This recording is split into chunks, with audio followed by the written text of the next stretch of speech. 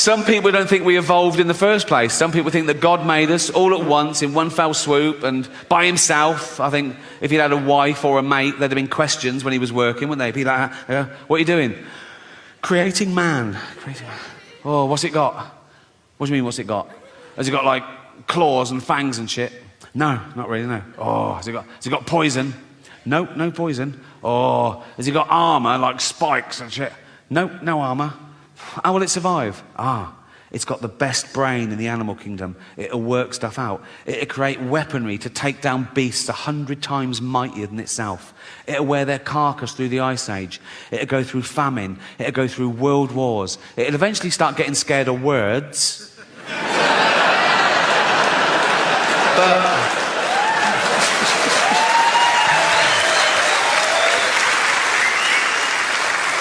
for 10,000 generations, it'll be top dog. Oh. What are they?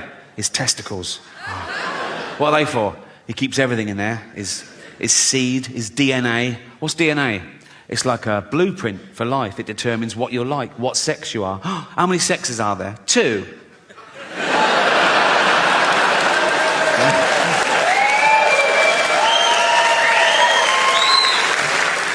Also, that's where he keeps his testosterone, so he's fucking well hard. Right? And if you take a finger and flick a testicle, he's fucked. He's absolutely fucked. He's throwing up, he's on the floor, he's out of the game, absolutely kippered. Why are you putting it on the outside? For a laugh, just for a laugh. But my favourite are the animal facts. The animal facts are just, I think, incredible. This is from a website called Deb and Jen's World of Knowledge, okay? And I want you to think about the people who put this up, okay? They're not just the fact, but who did it and why they did it. What were they thinking? Okay. Number 1, you can lead a cow upstairs, but not down. Thanks very much. I looked into that, it's true. A cow will go upstairs, but they won't go downstairs because the way their joints don't oppose. But I think of the poor bastard who found that out the hard way. Come on, Daisy, down you go. I don't go downstairs. Come on. No, I don't go downstairs. I'm away with joints. I don't care about your joints. My wife's coming home from work in 5 fucking minutes. Get down the stairs.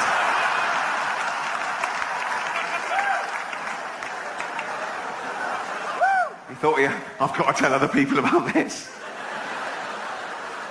Number 2, stroking a spider can cause it to go bald. Thanks. 1, what sort of maniac goes around stroking spiders? Dracula's assistant, I don't know. 2, is that a problem in the arachnid world? Premature balding?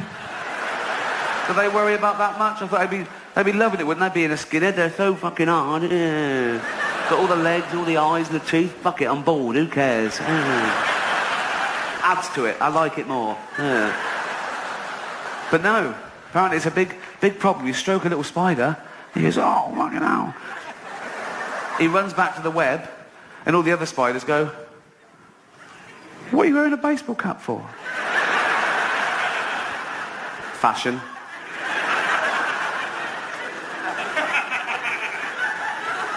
Bit weird. Nah, it's just fashion. We'll take it off in the web. Nah, I'll just keep it on. It's a bit cold. Cold? We're in a cupboard under the sink. It's boiling. Take it off. No, take it off. Oh.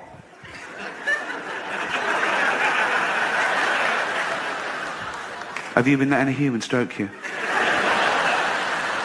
Leave this fucking web.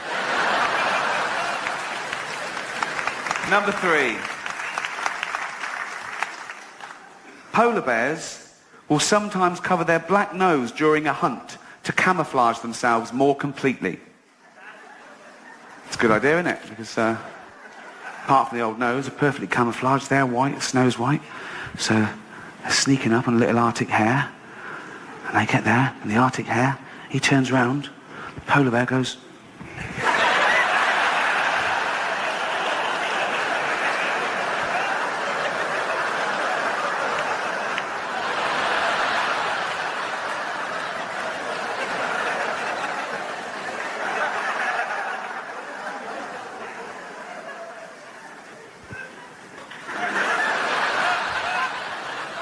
How did they find that out? Because that's behavioural. All the polar bears sitting around one night going, I'm starving. Every time I sneak up on a little hare, he looks round and then he hops off. It's like he can see me. I can't work it out. Little voice, little hare goes, I can tell you. Can you see us? Well, I can see where you are and how many there are of you. Really? How? You'll kick yourself.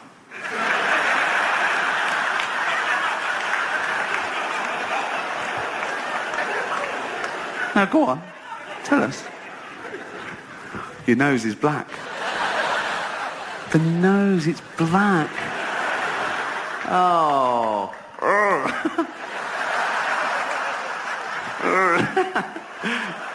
Cheers. Can you see us now? No?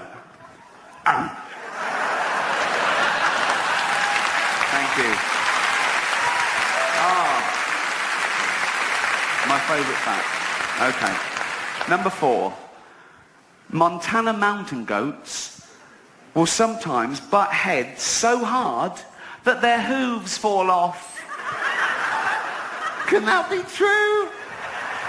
That's amazing.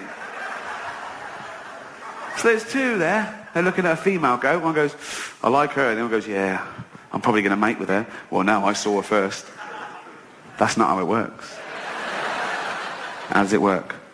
We have to run at each other really hard and crack heads. Is that safe? Oh, yeah.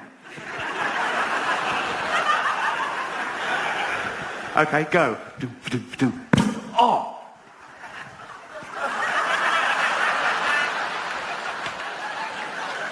Ow! Ow! Oh! Look! Yeah. Yours all right? Yeah. I grip on impact. Did you know about this? Why didn't you tell me? Mortal enemies? Never mind that. My fucking feet are falling off. One more amazing fact. Elephants have been caught swimming up to 2 miles off the coast in the Indian Ocean.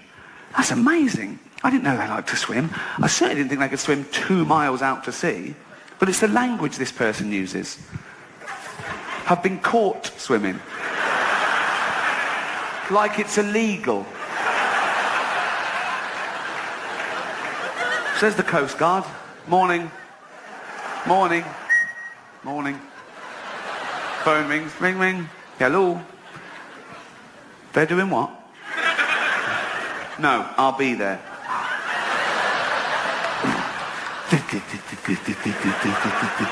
That's me in a little boat. I'm not jacking the bloke off behind me. I'm just...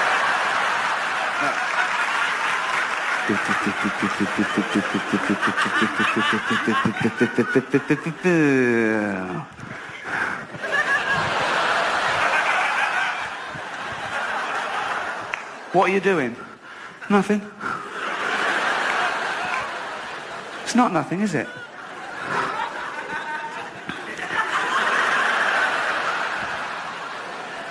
What's that? Beach ball? Tell me what you're doing. Don't look at him. What are you doing? Swimming. Yeah, you are. Do you know how far off coast you are?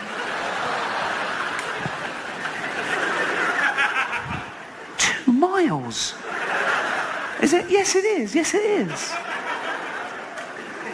You know you're not meant to do this, don't you?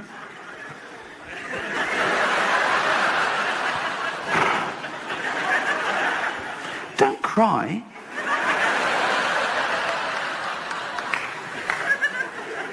But if you know you're not meant to do it, I've told you loads of times, why are you doing it again? I forgot.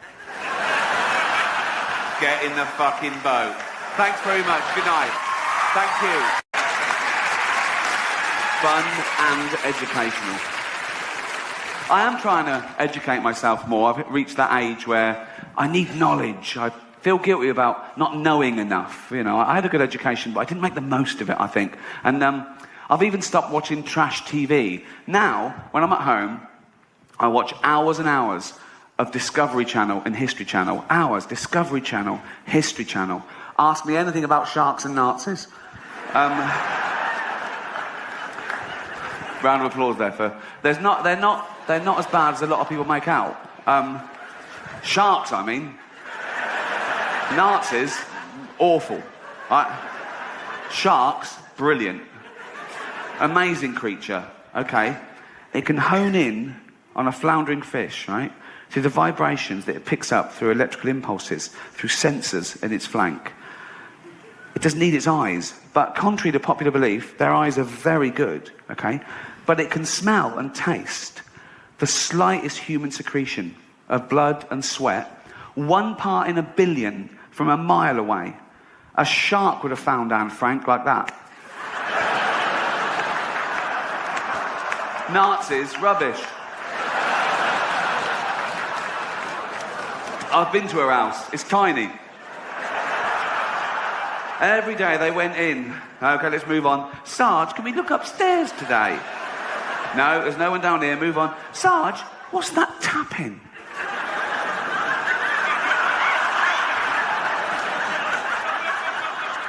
She had time to write a book, for Christ's sake. Well, it ends a bit abruptly and no sequel. Lazy. No, but... Not a traditional subject for comedy, the old Holocaust. But I will say something about the Holocaust, and I'm sticking my neck out here, but in my opinion, I blame Adolf Hitler.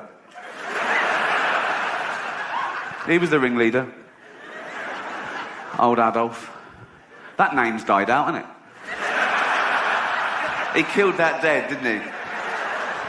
No one's calling their kid Adolf nowadays. No little Adolfs going to school. Loads of Brads and Angelinas, but no... Look, you don't hear the teacher doing the register. Brad here, Angelina here, Adolf here. I do that quick so no one can take a picture of me doing that. No, but people make excuses for him. People say, oh, he was stupid, he was easily led, he didn't mean that. What do you mean he didn't mean that? They say, oh no, he was influenced by the political philosopher Friedrich Nietzsche, right? Because Nietzsche wrote this paper talking about a Superman. He said, not all men are born equal. And Hitler misinterpreted this and went way too far with it. And think of that. You're a great scholar, you've done this work, and you get a call from the Führer. And the Führer goes, all right, Nietzsche. He goes, yeah, good, what do you want? He goes, just read your book. What do you think? Love it. Love all that. Man and Superman, not everyone's equal, kill all the Jews. Sorry? Not everyone's equal, so kill all the Jews. I didn't write that. I read between the lines. I didn't mean that. That's terrible. You haven't been killing... You haven't been killing Jewish people, have you? What?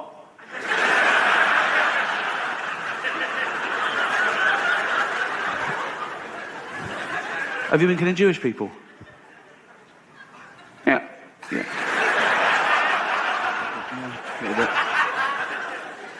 A few.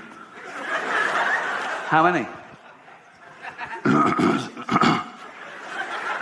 6 million. 6 million? That's what I won't do anymore. Leave it at 6. That's terrible. I won't do any more. Stay for dinner? Well, I will, but be careful in future. I will. Are you writing any other books? Well, I am, but I'm scared to tell you about it. I won't do anything. What's your new book called? My new book is called The Gypsies. Do we need them, Mum? Cheers.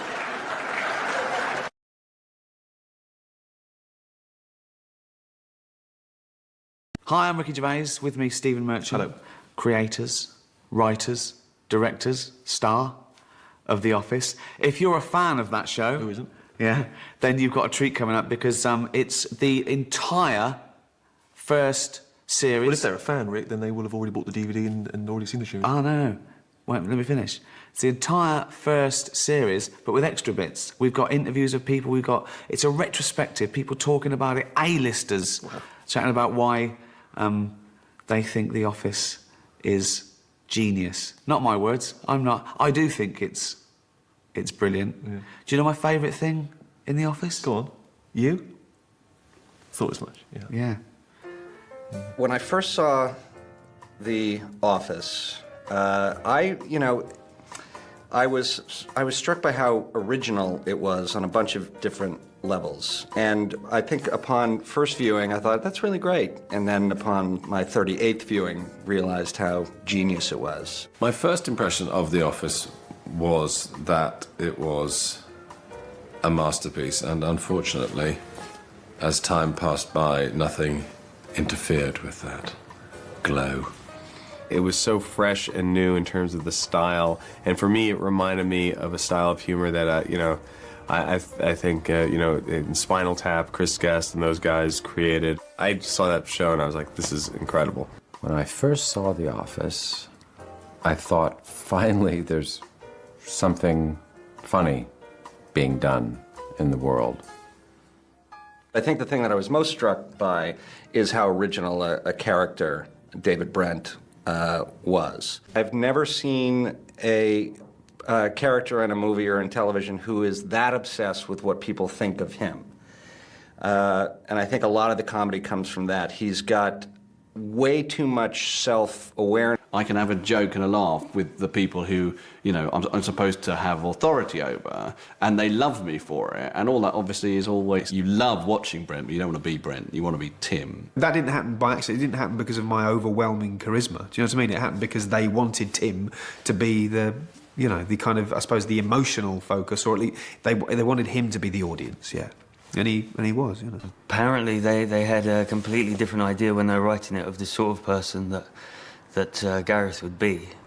He was supposed to be a much bigger, more macho kind of guy, and so I've heard that when I came in and auditioned, they changed their mind.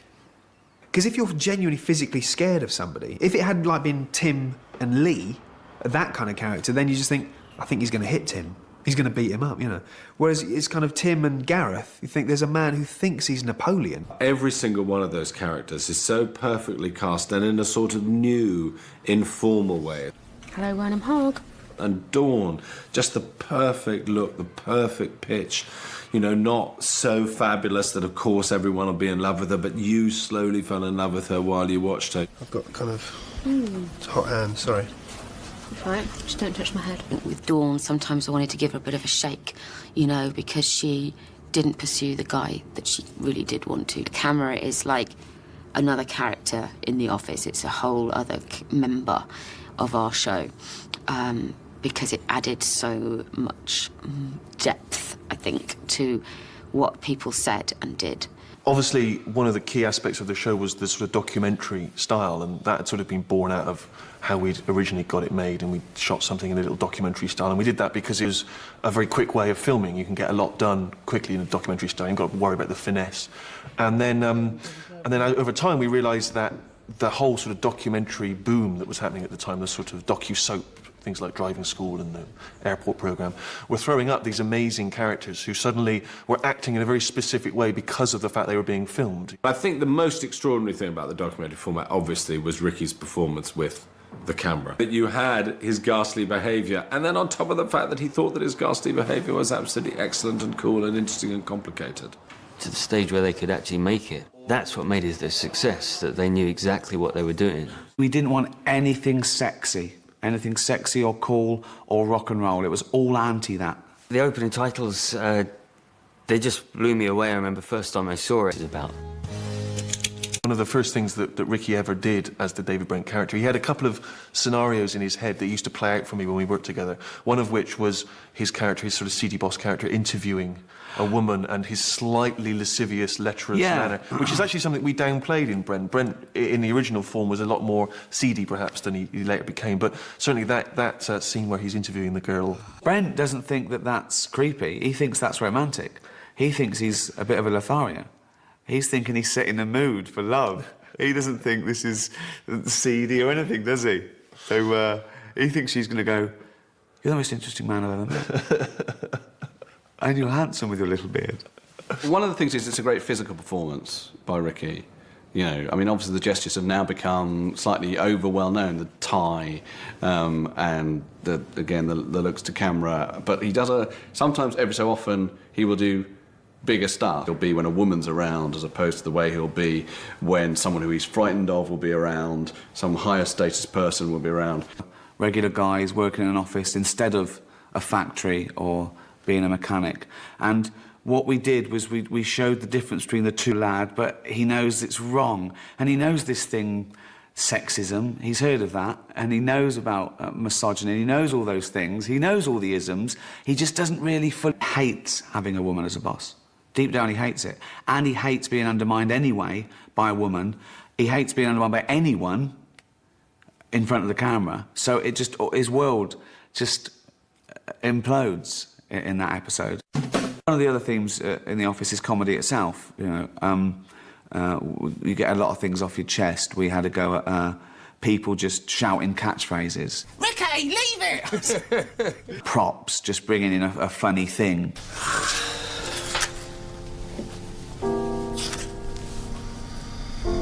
I would have enjoyed watching Tim and Dawn and their journey because it didn't seem implausible and it didn't seem unreachable.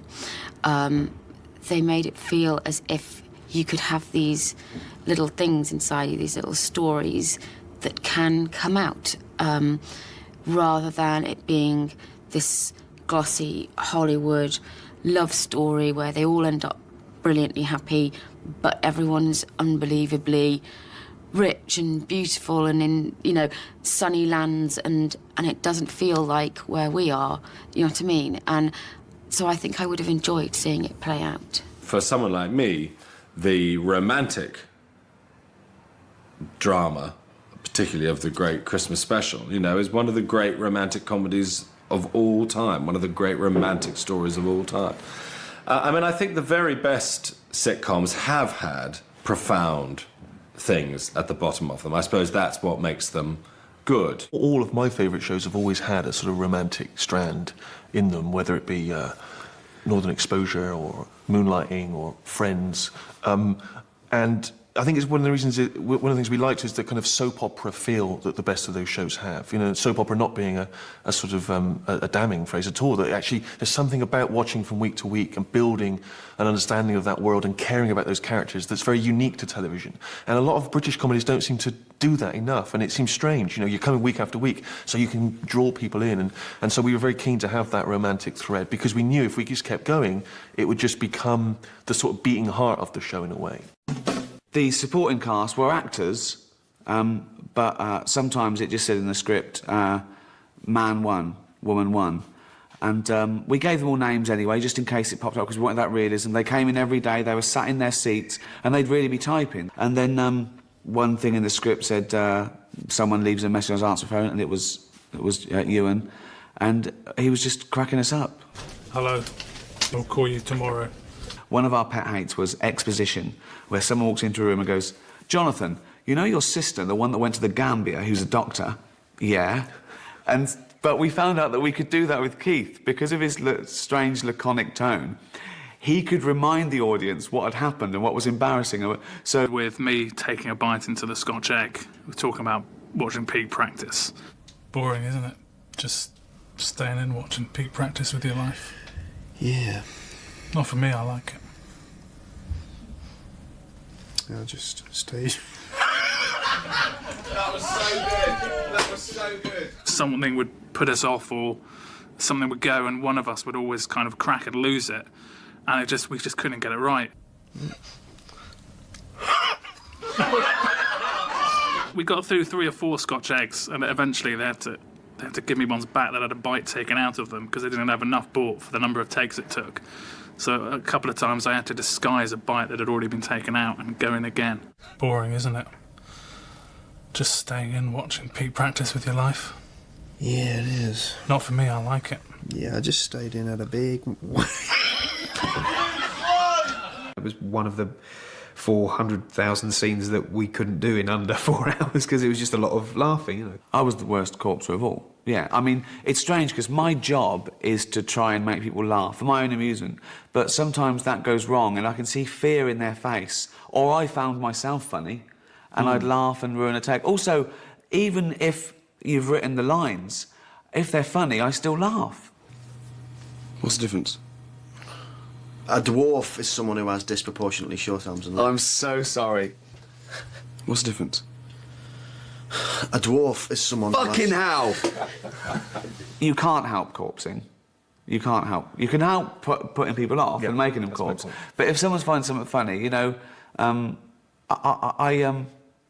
I celebrate that, really. I thought I found a lump. I examine myself regularly. I get checked out. It's fine, but terrifying. Testicular cancer.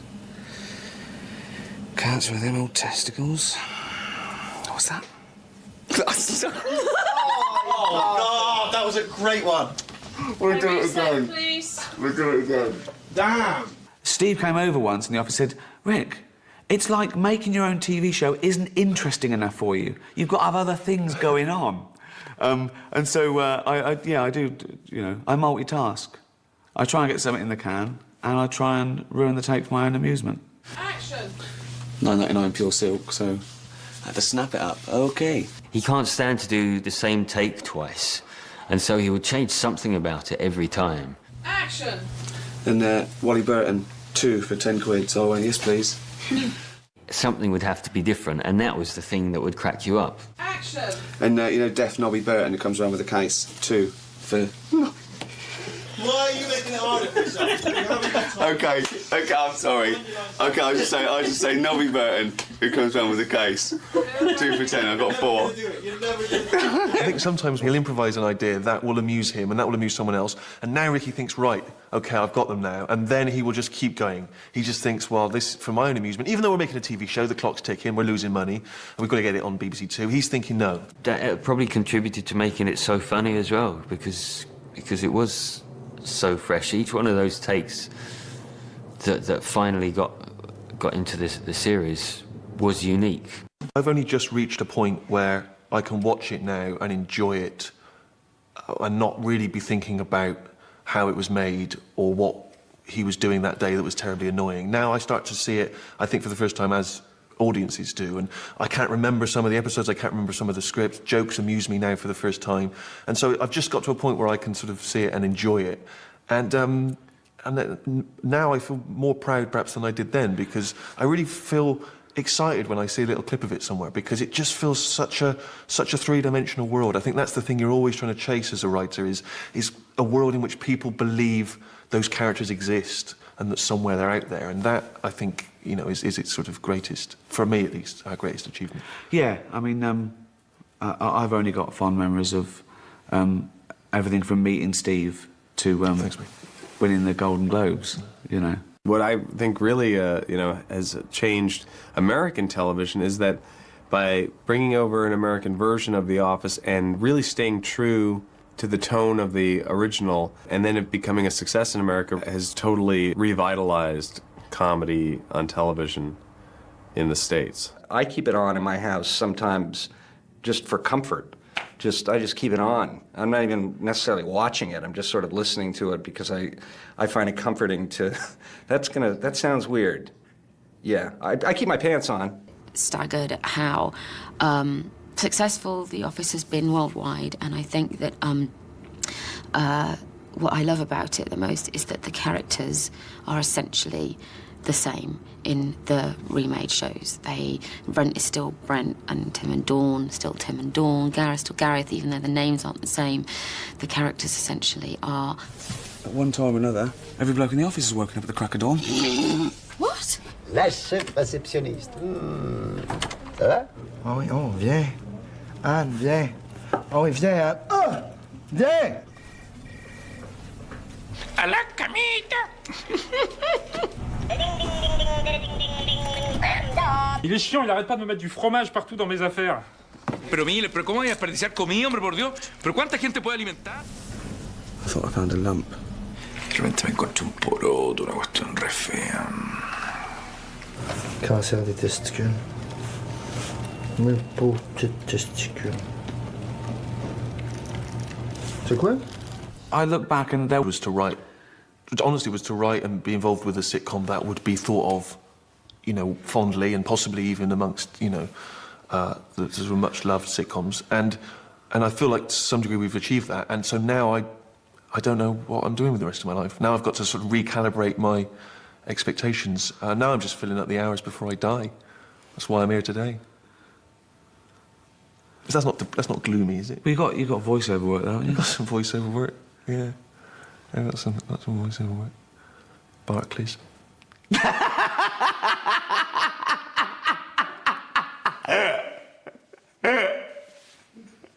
Sell out. But what have we got to be oppressed about? Me and you? What's our No, issue? no, no, I mean, we're- you've got yeah. Jewish. I haven't even got that. Yeah, right. What's your thing? Nothing. I'm a white, middle-class bloke from England. I get annoyed at people eating too loudly, or a waiter not looking at me immediately, you know, or... Asking somebody the time and they go, you know, like they're doing you a big favour. Really Yeah. annoys me. Yeah. And also, if there's two people and you bump into each other, Yeah. right, it's equal. We weren't looking either. I go sorry, they go, Yeah. well, hold on. Yeah, it's the same exactly. for Yeah, you both hit of me us. too, I What know. are you doing? I know. Yeah.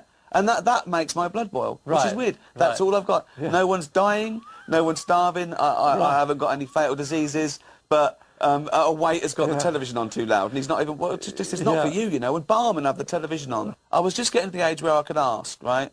When you hit sort of like 36, you can go into a pub and say, can we have that telly off, mate? Yeah. Right? Then I became famous, and now I can't again. So I have to sit there and see it, because I don't want anyone to go, Right. oh, look, oh, he's changed. Yes, yeah, You know? exactly. People really want to say that too. Before it was, they're going to go, a bloke came into the room and he wasn't polite. Now they're going to say, Ricky Gervais came into the room and they can pinpoint who that person is. Oh, well, it affects your tipping, that's for sure. Yeah. And what do you do? Yeah. What do you up the tip? I got to double it, you know. But where does it stop with you? You give him $10, they could go, $10 is nothing to you. Yes, I know. See, that's the thing. Obviously, everyone knew who Larry David was from Seinfeld, but many people couldn't put a face to the name. After the first season of Curb, how did it change, you know, when your picture was suddenly appearing in the paper as well? How did that feel? It actually was, it felt good. I'm just talking about just walking around and going shopping, you know. Yeah, exactly, yeah. Because people seem to be enthusiastic about the show, and they seem to like me. It's kind of fun. It's like the world seems to be a friendlier place for me. It gives me more freedom. Right. Once I know people know who I am, it gives me a lot of license and freedom to behave in ways I normally wouldn't behave. So it was actually liberating for you? Yeah. I took the other route, and that I was suddenly very self-conscious, much more than I'd ever been. I end up just not going out in public. I mean, I'm very nearly Howard Hughes. Don't you think it's weird for people to know, they think they know everything about you? I don't think we're meant to be recognised, are we, really? But people really love and respect you, so when they come up to you and they say something to you... It's always nice. It's as good as it gets. Imagine if they hated you when you were famous. Right, you know? exactly. But That's I think what I'm saying. You know, I was on a show in the early 80s, first show, and I just bought this convertible, and I took it out of the showroom. It was a Fiat convertible, and I put the top down, and I'm starting to make a little money, and I'm on this TV show, and I'm driving down Santa Monica Boulevard, I pull up at a light, and some guy yells out from the bus stop, "Your show stinks!" Oh. Put the top up. Yeah. And never put the top down again. That was it. Got rid of the convertible. Contrasted with that, this is a hoot for me. I was in Florida last week, and I was standing outside of a restaurant waiting for somebody, and the guy came up to me and said, "Are you alone? Do you want to come join me for dinner? I'm with my wife." I said, "No, that's okay, thank you." Yeah. But it's sweet, you know. Yeah, well, it is very sweet. It's just that, what do you say? You have to say, I can't. I want to say, you've watched the show. Do you? If you you came up to that guy on the show, do you think he would want to go sit and have dinner with a stranger? Think about it. When do I start? Oh, he said it'll just be a couple minutes. So you don't want me to start, is that it? It's a couple minutes. You don't mind, do you? I just think it's kind of weird. I mean, if you got your food come first, I would say go ahead and start. What do I care? Well, I would wait for you to get yours. I really wouldn't want you to wait. I'd be uncomfortable if you waited. Well, I'd feel it would be polite to wait for your food to arrive. I think it's kind of impolite to prevent a person who's hungry from eating. Yeah, but we're supposed to be having lunch together. I mean, We that's are the having thought. lunch. What's the difference? Do we have to start at the exact same time? I don't get that. Well, I don't see why you can't wait 2 seconds for your cold sandwich. It's not like it's even hot. Well, I don't see why you care if I take a bite of my food. How does that bother you? Because we're having lunch together. So what? The two of us.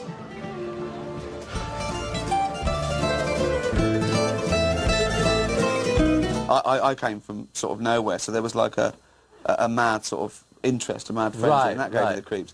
The interviews, just, you get bored with talking about yourself. Some of them are banal. I cringe every time I read anything, any interview. I cringe from it. Cringe. Because there's rarely a rapport with anybody who's talking to me. They don't listen even to what you're saying. They'll ask their question, and then they're waiting for you to give your answer, and then they ask their next question. It's never a conversation. It's always, you know what I mean? It's always It's just... this. They do this. They go, are there ever times when you just, don't like what you've done? You go, right, blah, blah, blah, blah, blah. Yeah. You obviously... That's exactly it. That's what I'm talking about. Yeah. Go right to the next one. And the other one is, they go to that, I go, yeah. Okay. I want to go, you're not giving me anything. I know. I say to him sometimes, put that away, talk to me. Yeah. You want to hear. That's an amazing answer. Yeah, right. So, where did you meet Jerry? Yeah. Now, the other thing I have a hard time with is going on shows, talk shows and stuff like that. I only see a downside to it. I see me blurting something out, some faux pas that'll destroy me, Like if I had something booked like a month from now, the whole month would be ruined for me. I tried to get out of something today. Not this. No, not this. No, not this. I'm supposed to do this thing in New York. They called me a year ago, and I said no. And then I said, call me next year, just to get out, get out of it. Call me next year, never thinking next year's going to come and there'll be a call. So of course they called me, and I said, oh, okay. And now it's coming up, and it's on my mind. So I called up to, I said, I put on my funereal voice. I am so sorry. I cannot. I'm sorry. I cannot do it. I've got a lot of problems right now. I just can't. I can't do it. I can't. I'm so sorry. I'm so sorry. And for 15 minutes, I told how sorry I was. Okay. It made me feel so guilty. Then called me back. I just spoke to my boss. You have to do this. I said, all right. Okay. So now I'm doing it. And now the next 2 months are ruined for me. Yeah, it's true, because I will never have a day now where I don't think about having to go and do that now. Not one day. I won't have one day for the next 2 months. I'm serious. It's all I'm going to think about. Everything's ruined. Yeah. You just forget about it for a while, and you have a lovely meal, then little adrenaline rush, you go, oh. Exactly. Oh, yeah, now it's only a month away. Yeah. Am I all profile in this interview? I feel like I'm all profile. You seeing the whole big nose, the whole thing, huh? Now, are you being funny there? No. Do you know you're being funny all the time? Were you funny as a kid? No, not especially. No? I don't think I was. No. I would do stuff for the family, little, performance kind of stuff, Elvis and stuff like that. I'd come in and do Elvis. But I wasn't witty, I don't think. I think you have to be a certain age to be funny. Yeah. So few people under 30 are funny. You have to discover when you're inadequate in order to be funny. And Absolutely. You don't know you're inadequate when you're a kid. Feasibly good-looking, clever, popular people doing things brilliantly. Absolutely. Who cares? Yeah, I started to become funny when I realized I was inferior and inadequate. Mine was when I got fat. Well, Really, same properly. deal. Yeah, who's an audience going to laugh at? The guy who gets up on stage and talks about how he got the girl, or the guy who's telling the funny story about how he didn't get the girl? Come on. You can't give yourself a cool role. We've got to be the putz. He'll be all right, though, won't he? Of course he'd be all right. Okay. I didn't buy the controversy, really, with the Golden Globes. I think that was the press just keeping it going. Because who was really offended? Who did I really offend, you know? I was there. I think you offended quite a few people. And there's so many stupid people on Twitter. It's great. Yeah. Someone said, hey, you're worth 80 million, but you haven't had your teeth fixed. And I sent back, when you're this rich, you get your butler to chew your food. All right, clock again. Robert De Niro. Oh, are you looking at me? All right, Arnold Schwarzenegger. I'll be back. Winston Churchill. Oh, I'll fight them on the beaches, I will. Kim Kardashian. Oh, look at these. All right, Is it true, the story about getting the call from Stephen Hawking? Yeah. Well, I did. I got a call from this guy. How'd you know it was him? But when you come to the United States, are you nervous about traveling these days, for example? Well, I'd say for the first time, I was a bit apprehensive coming to the States this time. A couple of reasons, really. The first one is, I mean, obviously since the war in Iraq, it's not good to be in America with a French name. Oh. I have got French blood. Is that right? I don't like them either, though. I just want to make... Do you watch Doctor Who? I don't know. Killed that one, didn't it? Is that really all you had? You've lost a lot of weight. Thank you. How have you done it? Tell me your secret. Steroids and AIDS.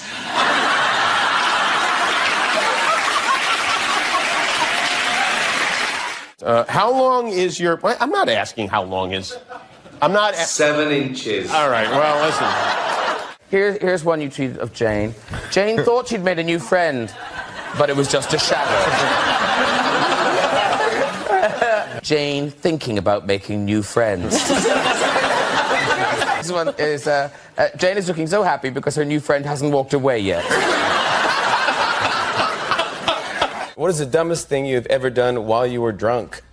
Oh, where does... No, I just thought of one. I don't know if it's dumbest. I knew you'd have a good answer for this. I weed on my girlfriend once. No, let me explain. Okay. There had to be a few words at home after you posted this one. Just found this photo of Jane when she was little.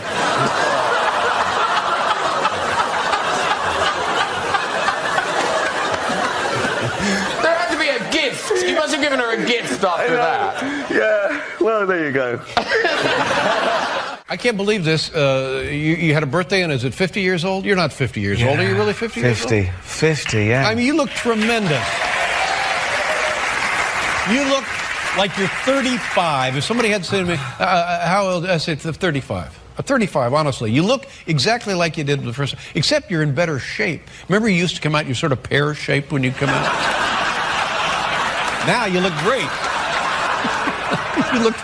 You didn't good. say that at the time, though, did you? No, I didn't know what to think. Well, no. You said, well, you look good now because I looked awful before. That's all you're saying. No, I needed you to say it before. You're pear-shaped. I'd have worked out faster. But now...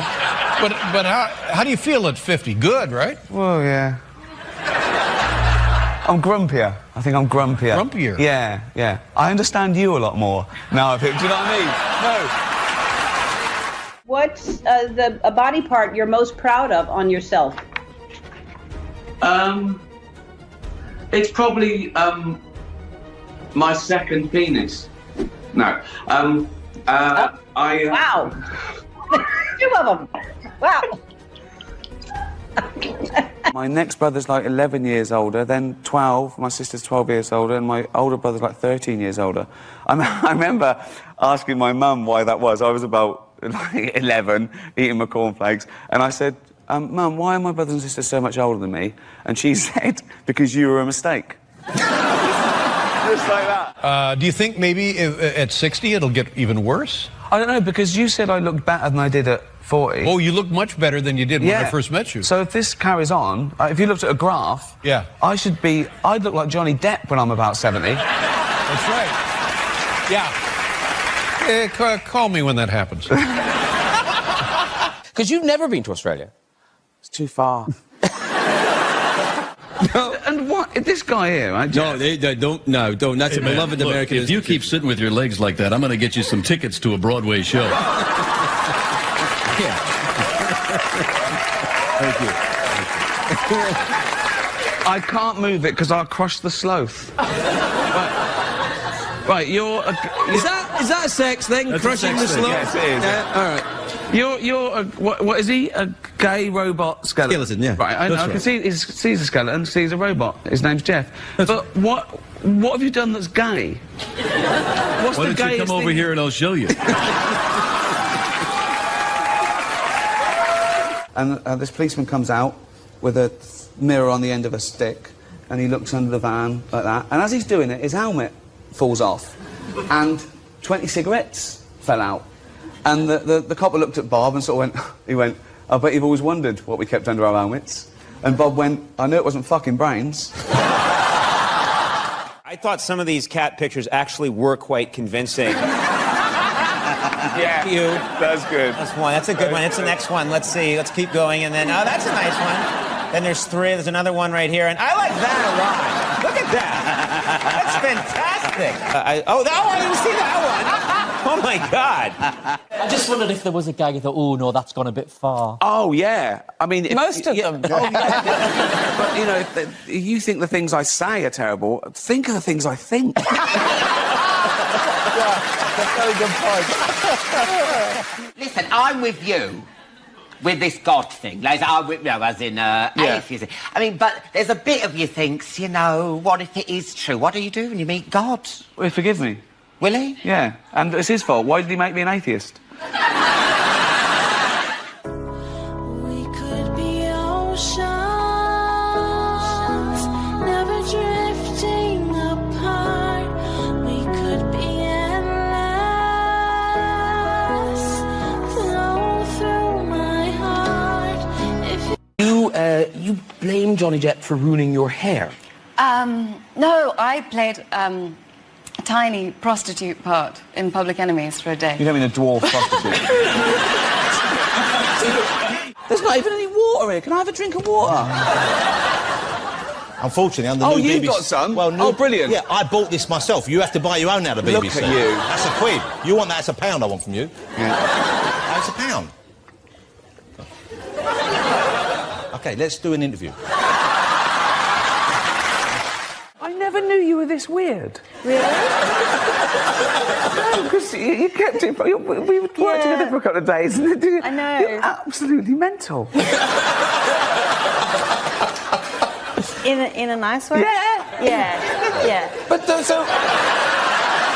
I eat and drink too much every night, and then I'd go to the gym, and everything aches, though, because I run, my knees gone, my shoulders You've got to gone. use that machine now. Oh, everything's gone. No, this machine. Yeah. The frog leg machine. Yeah. That's the one I do now because it doesn't hurt my knees. I have to do that. Yeah, I've got to be so careful. Yeah, you have to. Getting older. We're the same age. I know. I know. And yes. I've had 5 years of the finger. Yeah. I've had 5 years of the finger now. Well, you started late. You start in America. You start 40. No. Yeah. You start. No, 40. the testicles sort of go out the end of the 40s. Then you're out of that danger, and then the 50s start the old. So now. That's the exact noise mine makes. Yeah. As well. Right, okay. Talking about being recognised in Italian restaurants, being recognised when you're having that done is great. So I was having it done once, and it was a doctor, right? And he'd done all the things. He goes, do you want me to test your prostate? And I said, yeah, fine. He said, do you need a chaperone? I went, no, fine. He went, okay. So he does that, and he went, big fan, by the way.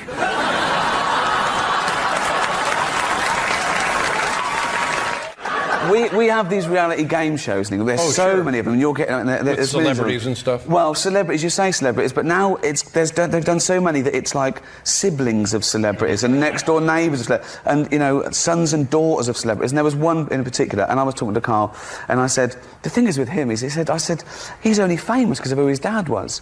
And Carl said, yeah, but you could say the same about Jesus.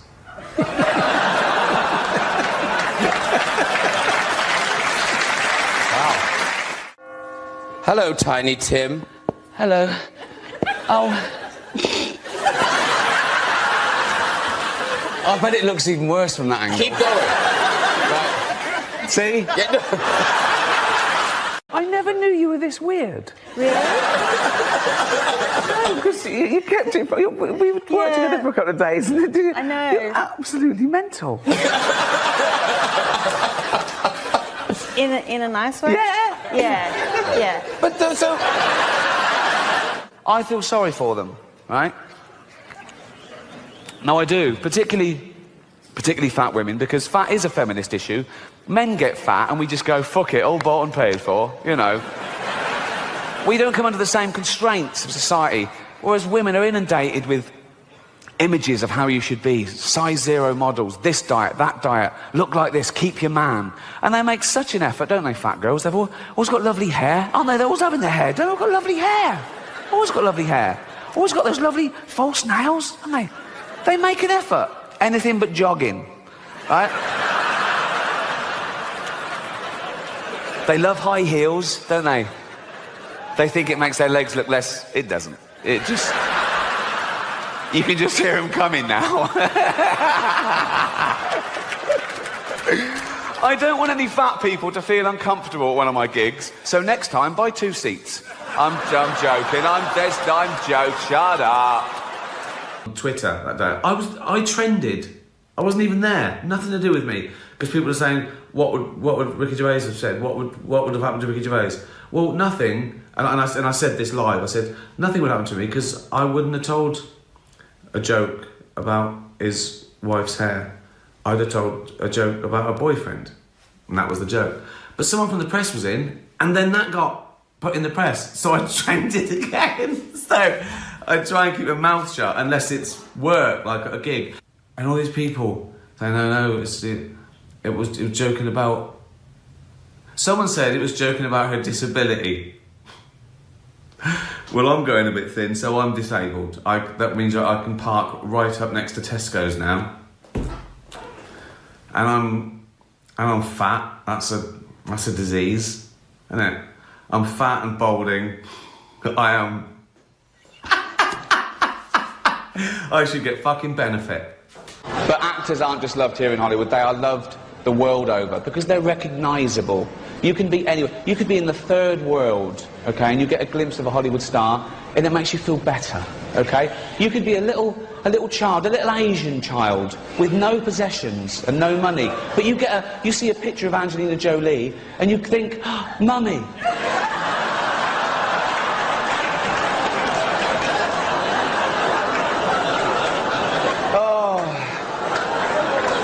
Thank you. Let's get on with it before NBC replaced me with Jay Leno. For everybody, you went to the Achilles heel of everybody. Like when you tell a woman who's, she looks old, that just hits a woman deep in the... Why did I say that to? I think you said something about the Sex and the City women, like about... I said it was airbrushed, and I said we know how old you are, girls. I saw one of you in an episode of Bonanza.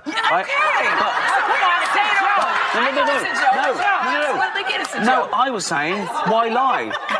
There's nothing wrong with being 50 or looking 50. But you're not a woman. I get you. But I don't think you lose your sensuality at 50. But as I say, I'm going to be nice tonight. I've changed. Not as much as Bruce Jenner, obviously. Now Caitlyn Jenner, of course. What a year she's had. She became a role model for trans people everywhere, showing great bravery in breaking down barriers and destroying stereotypes. She didn't do a lot for women drivers, but... Welcome to my show. It's not a show. There's no dancers or jugglers. It's basically a bloke talking, which is essentially what stand-up comedy is, isn't it? A bloke talking. Sexist.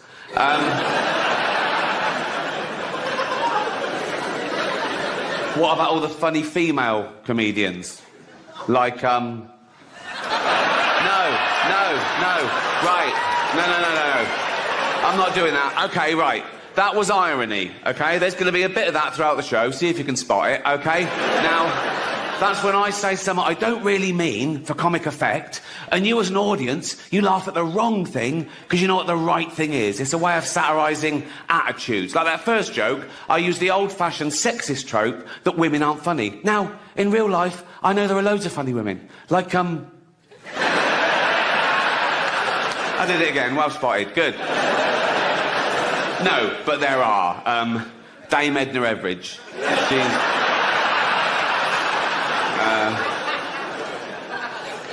Eddie Izzard.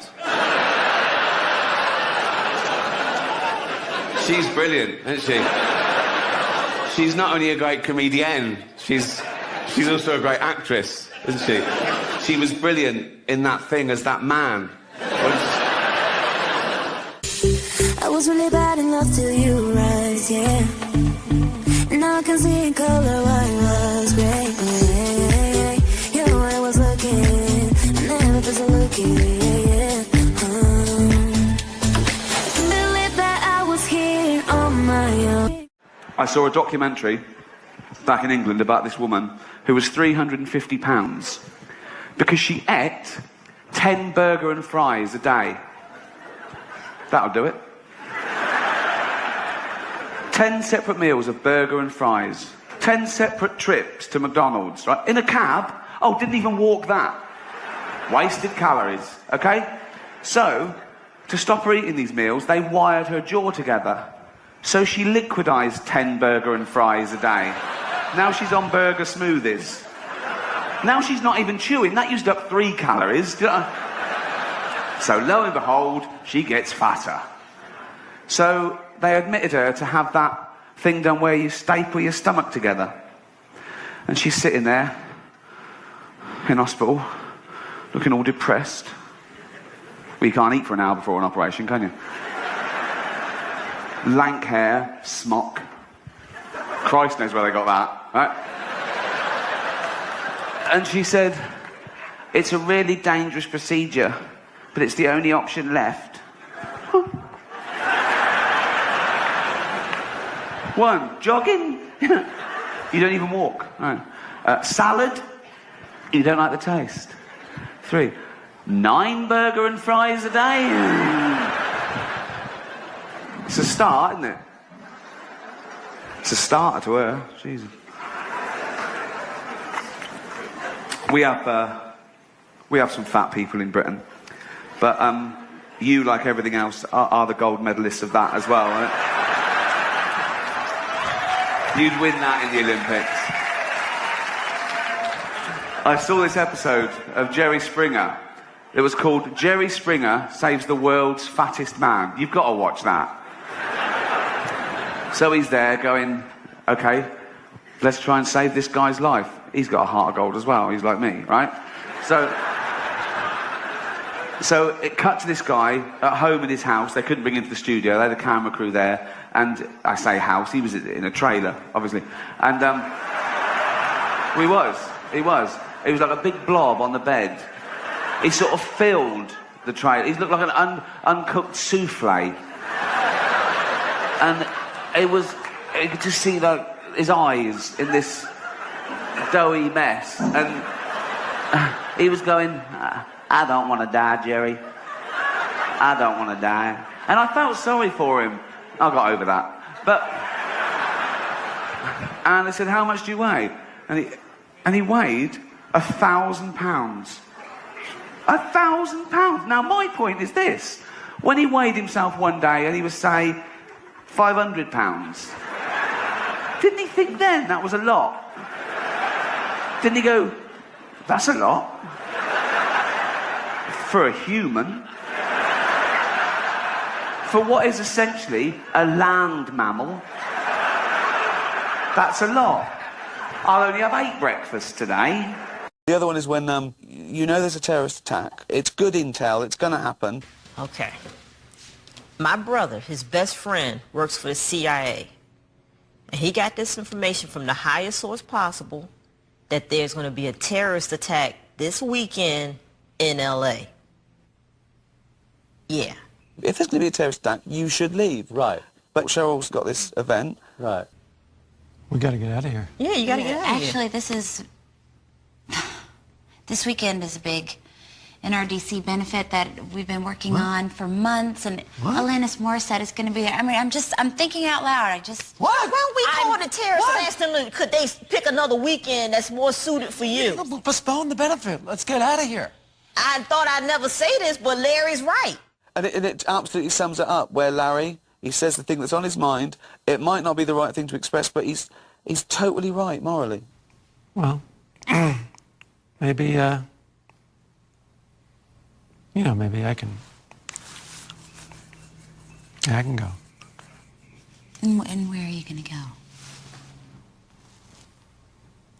Could go golfing at Pebble Beach. Eh? Why do I have to go down with her? Yeah, why is it all the burden on you to stay to her event? Why didn't she come with you and not be killed? Right. Surely it'd be better to not be killed together. She has the option of coming She has with me. the option. Yeah. You've given her the option. Yeah. She can't see that. If you feel good about one of us dying and the other one surviving, and you can live with that for the rest of, then you should go golf this weekend. I'll think about it. The one thing about that scene that I should mention that's interesting is that was completely made up on the spot. That wasn't even in the script at all. The idea of staying back. Yeah, that wasn't in the script at all. What happened was when Wanda leaves the house at that moment, and the two of us are left on the couch, the scene was supposed to end there, and nobody, the director didn't yell cut. Lovely. Again, it's the bad thought. It's the bad thought. That usually goes unexpressed. Yeah. With the writing process then, presumably you storyboard the whole trajectory and individual episodes, and then how does it get from the idea to screen? You know, I walk around with a little pad, and whenever I get an idea, I jot it down. And then I have another book where I take all the ideas and I put them in another book. In your best handwriting? In my best handwriting, yeah. So before I write a show, I'll just, look in the books, and then I'll think, oh, that would be funny to do with that. Oh, those two ideas really would work well together. And so what would a typical script say? Laura, bring me in a script. Oh, fantastic. Huh? I don't care. Bring me in anything. Bring me in something from, not this season. Bring me in something from season 4. And, so I'll take 2 or 3 ideas and kind of put them together and build a story. Okay, so this is from the show, the carpooling, when I picked up the prostitute. Yeah. I'm not going to use the carpooling by myself, because I don't want to. Well, that's the difference between you and me. All right, goodbye. Hey, Daddy, you want a date with Mama?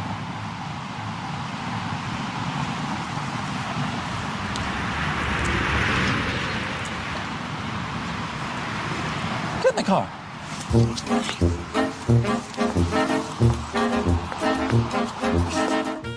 Larry and Monine are zipping along in the express lane. Larry tells her he doesn't want any sex, but he'll pay her for a time. She's never been paid for a time before. And she tries to figure out how many blowjobs and other forms of sex she'd normally have within that period, which Larry, of course, disputes. So, there's tracks to go on here. Exactly. I can get 4 blowjobs an hour. 4 blowjobs in an hour? Oh, yes, I'm good, okay? Hey, I drove a cab. I used to drive around for 2 hours. I couldn't get a fare. You telling me you're getting 4 blowjobs in an hour? Yes, honey, you done picked up the best. Honey, I got a red snapper that talks to you. You know what it's saying? I'm charging way too much. There's actually more there than I imagined, because it's like you're laying down the jokes, really. You're laying down the structure and the tram lines for the humour. Yes. And then do you pretty much know what you're going to get by the end of it? You know, if you've auditioned the actors, you've seen it at the audition, so you're confident that you'll get it, and you normally do. Is any of your shows improvised? Very little. You see, that's what's so great about it, because it looks like it is. You know, it's all about writing and casting, isn't it? And in your show, how do you know these people can do that? Because you're asking so much of them, aren't you? The lesson I've learned is always audition, so you're confident that you'll get it, and you normally do. But sometimes we give out parts to a known actor. Great seeing you. Bye, Christine. Bye, guys. Why don't you come up front? I'm okay. Come on up front. I'm good. I'm good. Are you serious? Yeah, why? What's the difference? Larry, I'm not going to drive you around like I'm your chauffeur. Get in the fucking front seat, all right? You're not driving me around like I'm a chauffeur with 2 minutes from the rehearsal hall. You know, what kind of person asks another person to drive them around like this? This kind of mentality is what's... Whoa, what kind of person is so insecure that they have to make somebody move into the front seat so they don't think that they're driving somebody around? No, the kind of person that's so insecure that needs to be driven around in the back seat, subliminally nothing to do with me that you need me to drive you around. Leave my seat, go into the front seat. Because I asked you to sit in the front seat of my car, and it's my car, and it's my car. I make the rules, okay?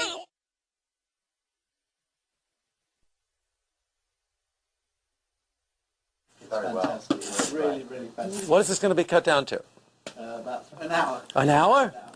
You're kidding. It's an hour? It's a difficult question for you. I love Jewish humour, but I don't know exactly what it is. What's Jewish humour? I really don't know. I don't know what it is. I know that there's a lot of Jews in comedy. There's themes to Jewish humour that you could probably cite. Neuroses. Don't you see the rest of the country looks upon New York like we're left-wing communist, Jewish, homosexual pornographers? I think of us that way sometimes, and I live here. There's a lot of complaining, I guess. Being dealt a bad hand. It's a tevya, isn't it? The weight of the world on your shoulders. Fantastic, complaining. Yeah. I think it's a lot of that. And my parents really didn't like me. They told me I was Jewish on Christmas morning, and they just wake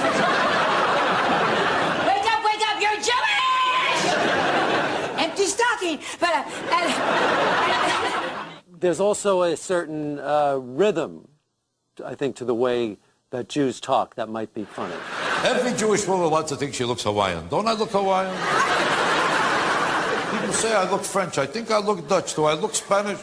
You look Jewish, you dreck jente, that's what you Well, Yiddish is funny already. Yeah, I wanted to learn Yiddish because the words... Yeah. Amazing. It's a great language. Yeah. There's like a jazz to it. Yeah. I mean, like when you listen to Lenny Bruce's albums, there's a jazz to the way he talks.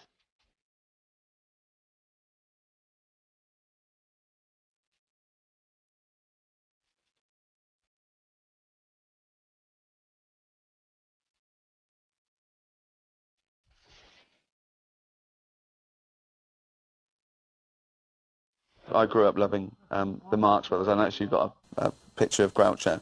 And there's such an amazing quote. He said when he was 80 years old, he said, I'm going to Iowa for an award. Then I'm appearing at Carnegie Hall. It's sold out. And then I fly to France to be honoured by the French president.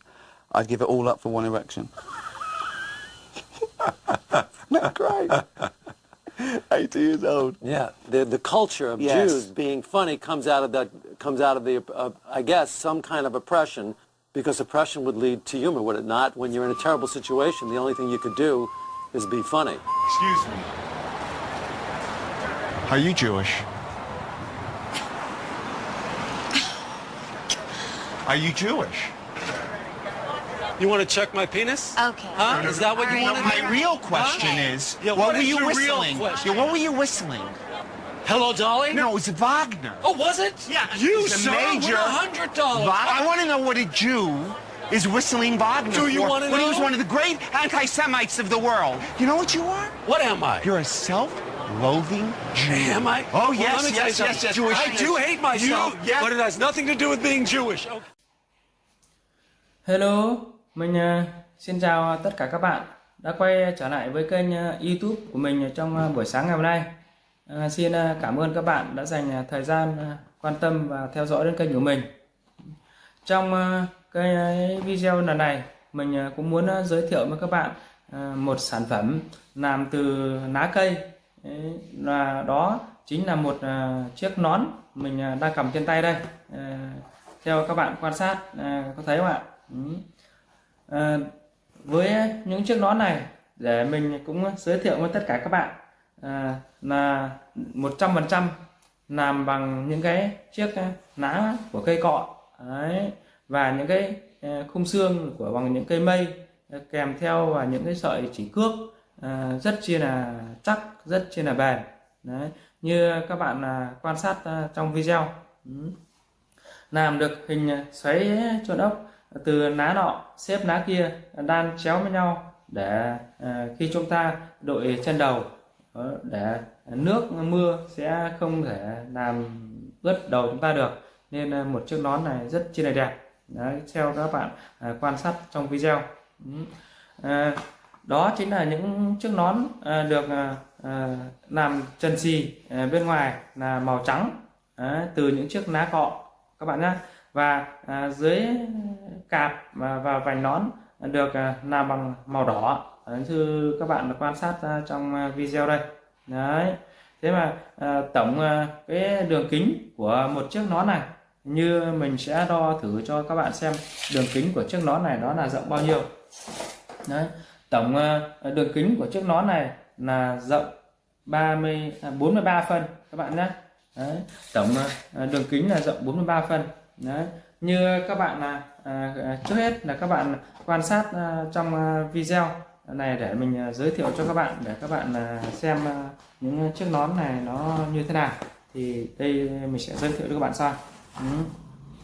Đầu tiên như các bạn quan sát trong video đấy, trên chúp nón đấy là đã làm cho chúng ta được 1, 2, 3, 4, 5 những cái chiếc cánh hoa tựa chưa như một cái bông hoa hồng trên trong nòng của nón và trên đỉnh chúp nón, rất chi là đẹp. Các bạn có thấy không ạ, được tô bằng màu đỏ mà giấy ta đấy, nên rất có sự thẩm mỹ. Và sẽ làm cho chúng ta nguyên liệu thì được làm từ bằng những cái khung xương của cái cây mây. Các bạn cũng biết cây mây rồi chứ ạ. Đấy, làm từ những cây mây thì các bạn đếm đến đây nhé, từ bé cho đến lớn. Đấy, từ bé đến lớn thì các bạn xem vòng bé nhất nó chỉ có độ đường kính 3 phân thôi. Đấy, thì có thấy kỳ công không ạ? Đấy, thì vòng to thì sẽ lên 5 phân, và vòng nữa thì đã lên 10 phân, và lên 15 phân, đến 20 phân, đến 30 phân, đến 40 phân và cho đến 43 phân là vòng ngoài. Đấy, các bạn có thấy không? Thì các bạn thử đếm cùng mình xem nó là được bao nhiêu vòng, thì tốn bao nhiêu công sức của một người làm ra một chiếc nón này nhé. Đấy, như vòng trong đây các bạn đếm, đây đã một vòng, đến vòng thứ 2, đến vòng thứ 3, đến vòng thứ 4, đến vòng thứ 5, đến vòng thứ 6, đến vòng thứ 7, đến vòng thứ 8, đến vòng thứ 9, đến vòng thứ 10, đến vòng thứ 11, đến vòng thứ 12, đến vòng thứ 13, đến vòng thứ 14 và vòng thứ 15 là kết thúc của cái một chiếc